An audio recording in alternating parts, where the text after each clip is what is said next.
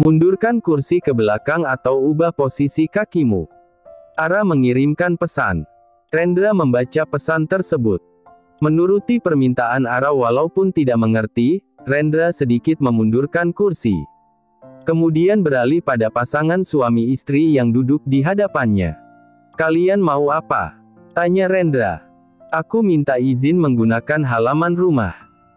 "Perayaan dan syukuran 4 bulan kandungan," jawab Giselle. Rumah yang dimaksud kediaman keluarga Ardawangsa, yang berada di pinggir pantai. Mempunyai halaman belakang cukup luas yang menghadap pantai. "Rumah Papa, kan, sedang dalam tahap dibangun, Ren. Beliau tidak ingin numpang lagi. Gara-gara kamu melarang kami tinggal di rumah orang tuamu. Sebenarnya daripada rumah itu kosong. Rumah itu kemungkinan tidak akan kosong," sela Rendra. "Setelah aku menikah, aku akan menempati bersama istriku." "Nikah? Perempuan mana yang bisa menaklukkan hatimu?" Giselle terheran. "Kamu tidak perlu tahu. Aku mengizinkan." "Ada lagi." Rendra menatap Bayu. Ara yang berada di bawah meja, hidungnya mendadak bagai digelitik bulu-bulu halus. Kedua telapak tangannya menutup mulut, meredam bersin yang tidak bisa ditahan. "Suara apa itu, Rendra?" Giselle celingukan. "Sepertinya.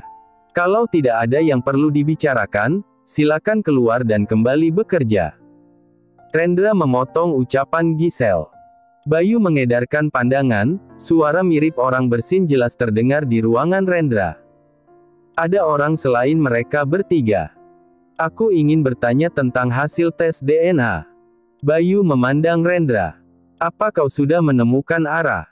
Kenapa kamu begitu penasaran, Bayu?" Memandang Bayu tajam.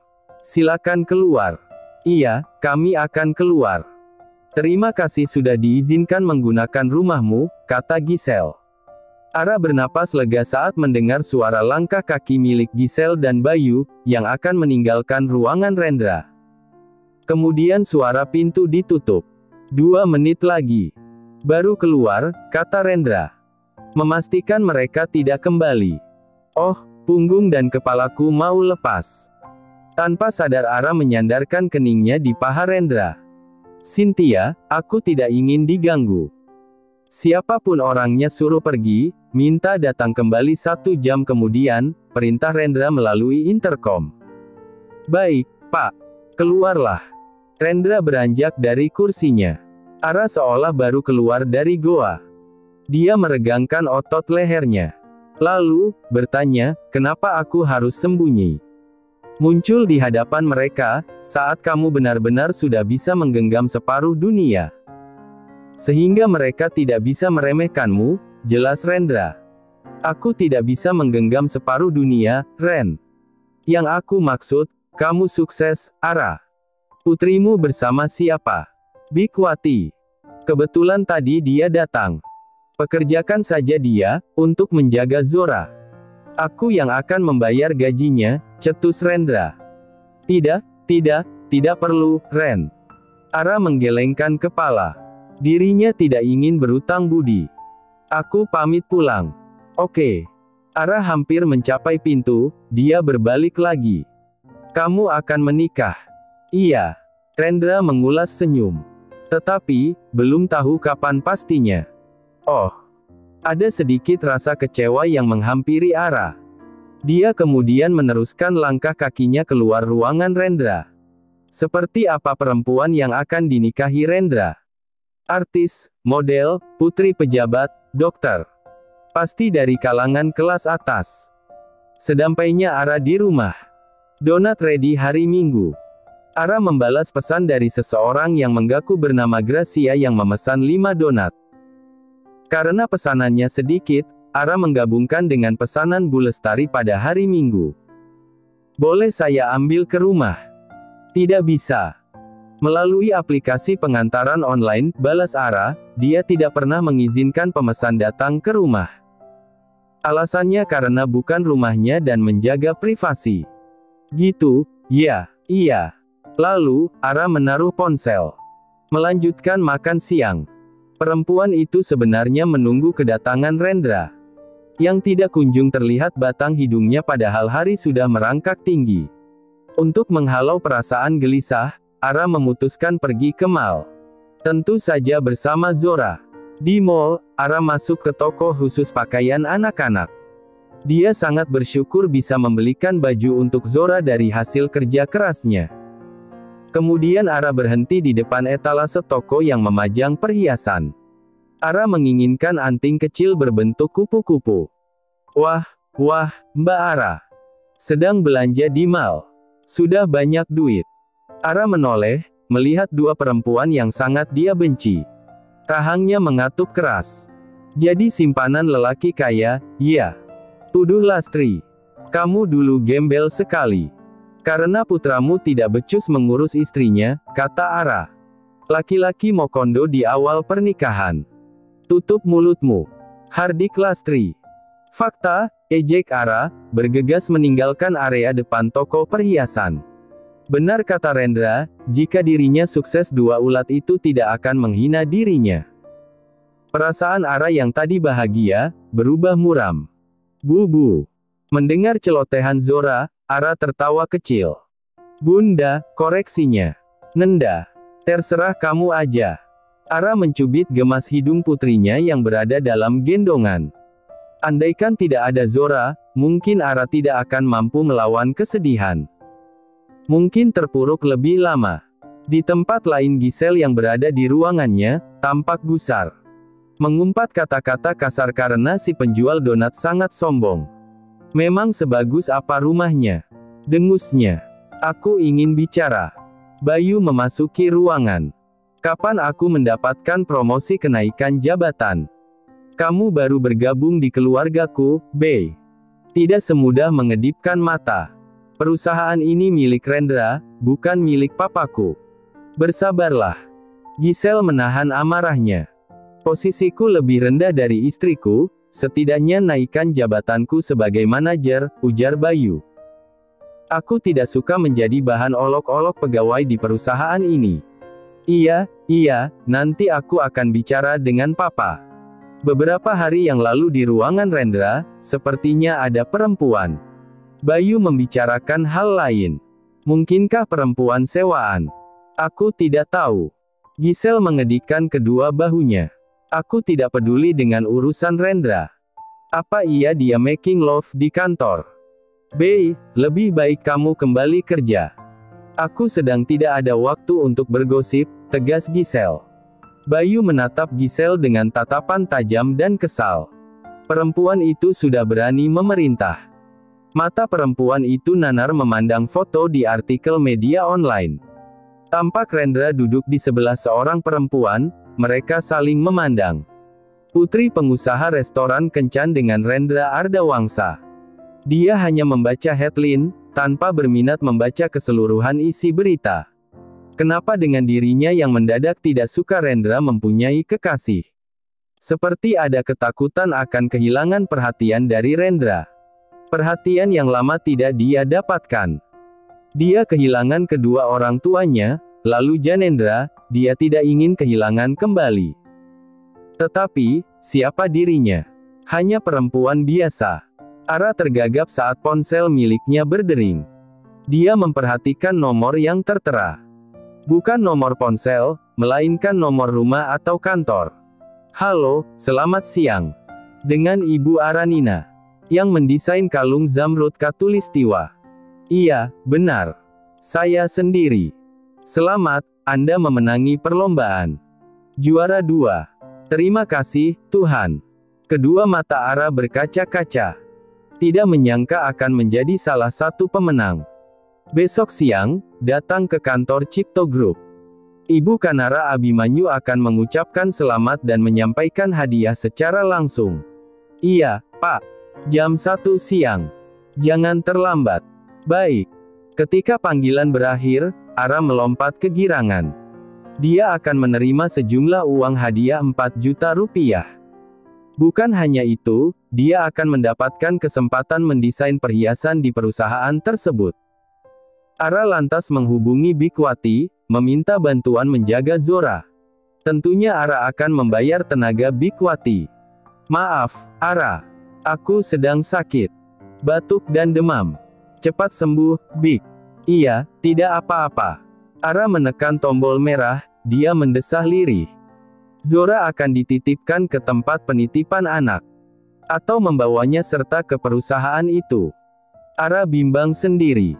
Dia mencari tempat penitipan anak melalui kolom pencarian.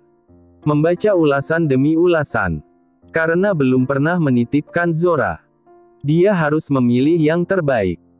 Di tempat lain Rendra meletakkan tablet di meja setelah melihat berita mengenai dirinya. Yang terjadi sebenarnya adalah mereka berada di acara pesta amal. Rendra mengenal Vivian sudah cukup lama.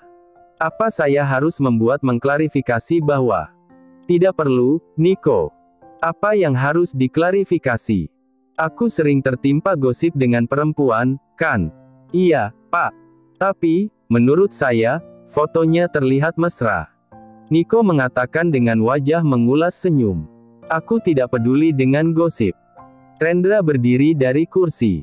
Sudah pukul 8 malam, hari cepat berlalu. Di website Cipto Group, Ara menang. Lagi-lagi Rendra memotong ucapan Nico. Bu Ara juara 2, Pak. Sudah berapa hari tidak bertemu Ara? 10 hari kah? Rendra sangat sibuk dengan pekerjaan. Bahkan di akhir pekan. Pak Rendra mau menemui Bu Ara. Tanya Nico yang berjalan di belakang Rendra. Iya. Pasti kangen ya, Pak. Nico menutup mulut dan menundukkan kepalanya, saat Rendra menatap tajam. Ada satu perubahan yang disadari Nico, sang bos sudah lama tidak minta perempuan penghangat ranjang. Terakhir kali adalah bersama Aranina. Menurut informasi, para pemenang diundang ke Cipto Group, besok siang jam 1 siang, Pak, kata Nico. Mereka berdua sudah berada di dalam mobil. Rendra terdiam. Memejamkan kelopak matanya. Rasa penat dan mengantuk melanda tubuh. Dia bahkan tidak mengetahui mobil sudah berhenti di depan rumah yang ditinggali Ara. Kedua kakinya melangkah memasuki rumah. Tidak ada suara. Sepi. Ruangan keluarga yang merangkap dapur dan makan, terlihat rapi. Matras bermain berada di sudut ruangan. Mungkinkah Ara sudah tidur? Tetapi, malam belum larut. Rendra membalikkan tubuh, melihat Ara berdiri di ambang pintu kamar. Aku datang ingin mengucapkan selamat. Karena kamu menang, kata Rendra. Oh, terima kasih. Ada lagi. Kalau tidak ada, aku mau tidur. Kau akan menginap. Kalau lapar, buat makanan sendiri, ujar Ara. Rendra mengerutkan keningnya. Mengapa Ara bersikap dingin? Dia biasanya banyak bicara. Beberapa jam kemudian Rendra belum tidur, dia duduk sendirian di kursi yang menghadap jendela. Waktu sudah menunjukkan pukul 11 malam. Kopi di meja sudah dingin. Sikap Ara seolah ingin menjaga jarak. Biasanya, saat Rendra berkunjung, mereka berdua akan duduk bersebelahan. Dan, Ara akan menceritakan tentang keseharian. Karena malas ke kamar, Rendra menjatuhkan tubuhnya di atas sofa panjang. Memiringkan tubuhnya ke kanan. Lelaki berkaus oblong putih akhirnya tidur. Melalui mimpi sampai pagi. Lamat-lamat dia mendengar suara air dan peralatan masak yang beradu. Lalu, hidungnya mencium aroma wangi masakan. Rendra memicingkan kedua matanya, tampak Ara sedang berada di dapur.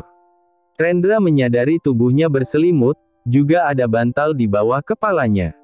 Siapa lagi pelakunya kalau bukan Ara? Zora masih terlalu kecil, sedangkan Nico tidur di pos jaga. Selamat pagi, sapa Rendra, dia duduk dan meregangkan otot tubuh. Pagi, balas Ara, singkat. Perempuan itu meletakkan sepiring nasi goreng di meja makan. Nanti siang kamu akan datang ke kantor Cipto Group. Iya, Zora. Paradise Daycare.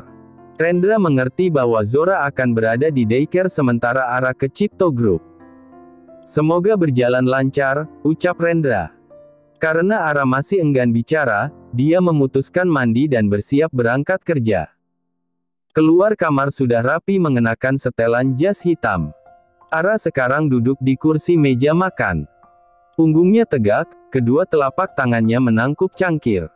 Aku berangkat dulu, pamit Rendra. Iya. Ara tidak menoleh juga tidak menawarkan sarapan seperti biasanya. Ingin sekali Rendra bertanya kenapa Ara berubah sikap. Namun, niat bertanya diurungkan. Dia tidak ingin merusak pagi perempuan itu. Sesampainya di kantor, Rendra bertanya pada Cynthia, apakah ada agenda penting setelah jam makan siang. Tidak ada, Pak. Hanya ada janji temu makan malam dengan Pak Maximilian. Aku akan keluar kantor pukul 11 siang. Ada urusan penting. Baik, Pak. Apa? Tetapi, kami minta maaf atas ketidaknyamanan. Panggilan telepon berakhir. Di sisi lain Ara berjalan ke sana kemari seperti anak ayam kehilangan induk. Mendadak pihak daycare menolak Zora dengan alasan tidak masuk akal. Harusnya Zora datang pada pagi hari. Kenapa tidak dikatakan dari kemarin? Perempuan itu tambah menggerutu karena bel pintu berbunyi. Anda siapa? Tanya Ara begitu melihat perempuan membawa 2 paper bag besar. Nama saya Feby, saya diminta Pak Rendra mengantar beberapa sepatu untuk dicoba, jelas Feby. Boleh saya masuk? Boleh. Ara menyahut seraya menggaruk kepala yang tidak gatal. Dia tidak bisa mengusir Feby, karena khawatir Feby akan dimarahi Rendra. Alasan lain, Ara menyadari tidak mempunyai sepatu yang bagus. Hanya ada satu sepatu yang selalu dipakai kemanapun. Ukiran sepatu berapa, Bu Ara? 39. Ara memperhatikan Feby yang mengeluarkan kotak-kotak sepatu dari paper bag. Ada 15 sepatu dengan warna dan model yang berbeda. Silakan dicoba. Kata Pak Rendra, boleh memilih lebih dari satu, kata Feby. Sepatu resmi semua. Lirik Ara, mencoba sepatu warna hitam dengan hak 5 cm. Dia sebenarnya tertarik sepatu hijau tua berhak 7 cm dengan hiasan roncean batu. Kalau ke pesta dia akan memilih si hijau. Zora kecil ikut duduk di antara sepatu-sepatu. Berceloteh dengan riang. Setelah 20 menit, Ara menjatuhkan pilihan, sepatu warna coklat muda sedangkan ujungnya berwarna hitam. Tinggi hak sepatunya 3 cm, jadi nyaman jika harus berlari. Feby pun berpamitan setelah mengemasi sepatu. Duh, sudah jam 11 lebih. Ara menyambar tubuh Zora, berlari ke ruangan keluarga. Argegeh, pekiknya kaget karena melihat Rendra sudah duduk di sofa. Apa yang kamu lakukan di sini, Ren? Ara menetralkan degup jantung yang berlompatan. Jagain Zora, sementara kamu pergi, sahut Rendra. Dia berdiri kemudian meraih tubuh Zora. Bersiaplah. Ara ingin menuduh dalang penolakan daycare adalah Rendra. Nanti saja, sepulang dari acara penyerahan hadiah. Dia lebih memilih menjelaskan hal lain, makan siang Zora udah aku siapkan. Dia tidur jam 1 siang. Sesudah makan jangan diberi susu, harus ada jeda. Iya, aku mengerti. Ayo, Zora kita bermain di luar. Rendra menggandeng tangan Zora. Kau tidak kerja? Rendra tidak menjawab. Hanya tersenyum, yang membuat Ara gemas. Melupakan kemarahannya. Ara bergegas berganti pakaian, dia mengenakan kaos rajut warna putih dipadankan dengan celana kulot panjang warna coklat tua. Dia menenteng tote bag. Ren, aku pergi dulu. Teriak Ara. Rendra yang duduk di bawah pohon, melambaikan tangan. Di mata Rendra, hari itu Ara terlihat sangat cantik dalam balutan pakaian yang sederhana. Bersenang-senanglah, Bubu. Jangan khawatirkan kami. Balas Rendra. Bunda, Ren. Koreksi Ara, supaya Zora tidak tersesat memanggil Bunda. Bubu. Zora ikut melambaikan tangannya.